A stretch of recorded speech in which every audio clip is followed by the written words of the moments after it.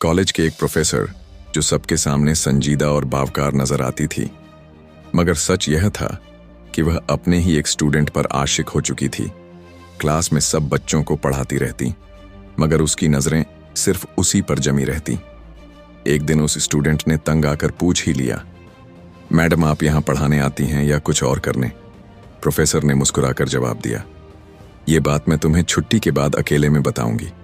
घंटी बजी, कॉलेज खाली हो गया, क्लासरूम वीरान हुआ और सिर्फ वो स्टूडेंट और उसकी प्रोफेसर आमने सामने रह गए। उसने कहा, मैडम अब तो बताइए कहना क्या चाहती हैं?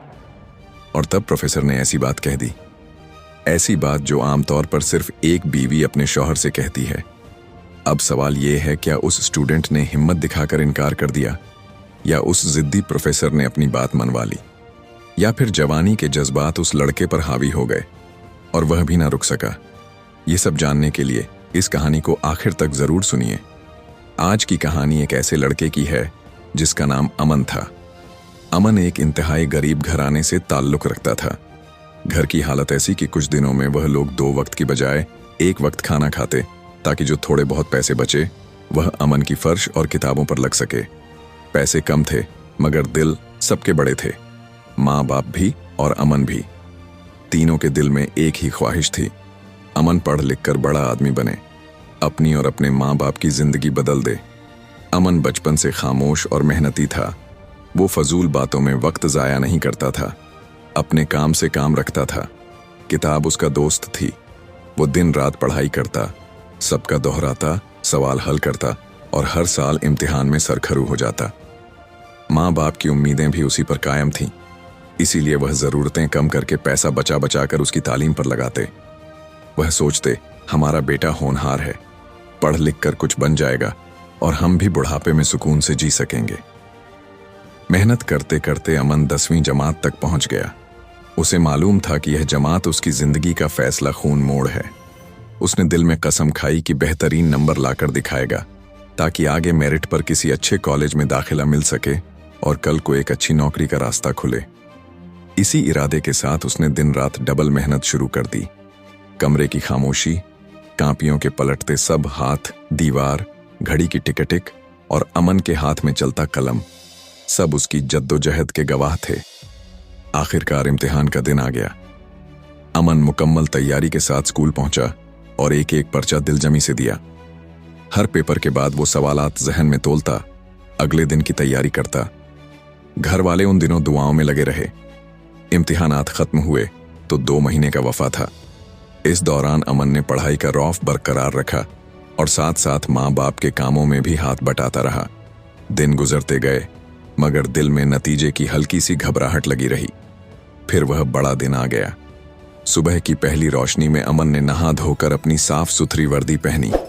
आईने में खुद को देखा तो हाथ हल्के हल्के कांप रहे थे। वो सोच रहा था, पता नहीं क्या बनेगा। रास्ते भर दिल तेज धड़कता रहा। स्कूल पहुंचा तो नोटिस बोर्ड के पास अच्छी खासी भीड़ थी। बच्चे अपने अपने रोल नंबर ढूंढ रहे थे। कोई खुशी से चिल्ला रहा था, किसी की सांस अटकी हुई थी। अमन आहिस्ता आहिस्ता नोटिस बोर्ड के करीब गया। वहां खड़े होकर आंखें बंद की, फिर हिम्मत जमा की और आहिस्ता आहिस्ता अपनी आंखें खोली। उंगली से फहरिस्त में अपना नाम तलाश किया। अचानक उसकी नजर अपने नंबर पर ठहर गई। 500 में से 450, 450, 500। एक लम्हे को उसके कदमों तले जमीन खिसकती महसूस हुई, मगर यह खुशी की चक्करहट थी। आंसू खुद ब खुद आंखों में आ गए। उसने खुद को संभाला, एक गहरी सांस ली। कुछ दोस्तों ने कंधे पर हाथ रखा। वाह अमन जबरदस्त। आवाजें गूंजे मगर उसके कान में अपनी धड़कन ही सुनाई देती रही। उसी दौरान चपरासी या क्लास मॉनिटर आकर बोला, सर ने आपको दफ्तर में बुलाया है। अभी इसी वक्त अमन ने सर हिलाया और दौड़ता हुआ स्टाफ रूम के पीछे वाले दफ्तर की तरफ भागा। दफ्तर का दरवाजा आधा खुला था।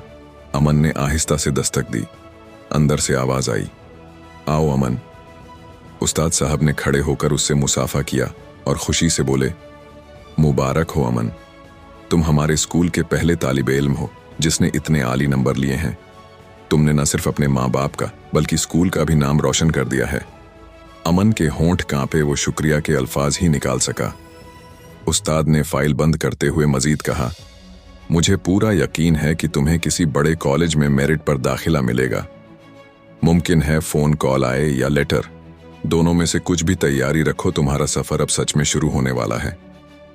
अमन ने एहतराम से सर झुकाया और दफ्तर से बाहर आते हुए उसे लगा जैसे दिल का बोझ हल्का हो गया हो और आसमान थोड़ा करीब आ गया हो। वो सीधा घर पहुंचा।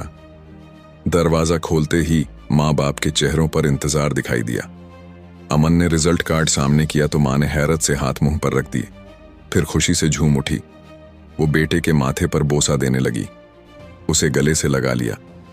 बेटा, हमारी कुर्बानियां झाया नहीं गई, तुम्हारी मेहनत ने रंग दिखा दिया। बाप की आंखें भीग गईं। उसने आहिस्ता से कहा, शुक्र है, सच में शुक्र है।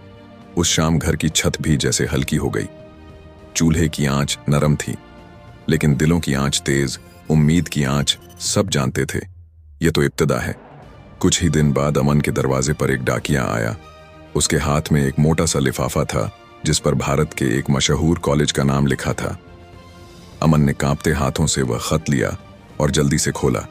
जैसे ही कागज को पढ़ना शुरू किया, उसकी आंखें खुशी से चमक उठीं। खत में लिखा था, मुबारक हो, आपको हमारे कॉलेज में मेरिट की बुनियाद पर चुना गया है। अगर आप इस ऑफर को कबूल करते हैं तो आपको दाखिला फॉर्म और फीस जमा करानी होगी। अमन के दिल की धड़कन तेज हो गई। उसने फौरन ही यह ऑफर एक्सेप्ट कर ली, लेकिन साथ ही एक फिक्र भी खड़ी हो गई। यह कॉलेज निहायत महंगा था। खत में यह भी लिखा था कि अमन मेरिट पर आया है, इसलिए उसे 50% रियायत दी जा रही है। फिर भी बाकी फर्ज इतनी ज्यादा थी कि उसके पास वो रकम मौजूद नहीं थी। अमन मायूस सा बैठा ही था कि अल्लाह की करनी ऐसी हुई कि हुकूमत की तरफ से उसे वजीफे स्कॉलरशिप्स की सहूलत मिल गई। उन पैसों की मदद से अमन ने न सिर्फ फॉर्म भरा बल्कि कॉलेज की फीस भी जमा करा दी। अब वह मुकम्मल तौर पर तैयार था, लेकिन दिल के अंदर एक घबराहट भी थी। अमन ने जिंदगी में सिर्फ स्कूल की छोटी सी इमारत और चंद पुराने उस्ताद ही देखे थे। वो सोच रहा था कॉलेज कैसा होगा, वहां के तलबा कैसे होंगे, प्रोफेसर कैसे पढ़ाएंगे, माहौल कैसा होगा। कहीं मैं उन सब के बीच अकेला तो नहीं पड़ जाऊंगा। माँ बाप ने बेटे की यह घबराहट भांप ली। बाप ने कंधे पर हाथ रखकर कहा, बेटा घबराना मत, वो भी इंसान है जैसे तुम। कुछ दिन में सब तुम्हारे दोस्त बन जाएंगे, बस सब्र रखना और अपनी मेहनत जारी रखना। आखिर वो दिन आ ही गया जिसका अमन को शिद्दत से इंतजार था। सुबह सवेरे नहा धोकर साफ कपड़े पहनकर और बैग कंधे पर लटकाकर वह कॉलेज की तरफ रवाना हुआ। रास्ते में दिल तेजी से धड़क रहा था। जैसे ही कॉलेज का दरवाजा करीब आया तो उसकी रफ्तार और भी सुस्त हो गई।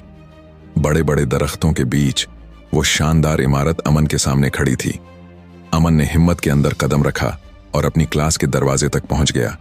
अंदर दाखिल हुआ तो सामने की कुर्सी पर एक प्रोफेसर समीरा बैठी हुई थी। यह उसकी पहली झलक थी। जैसे ही समीरा की नजर अमन पर पड़ी, वहीं ठहर गई।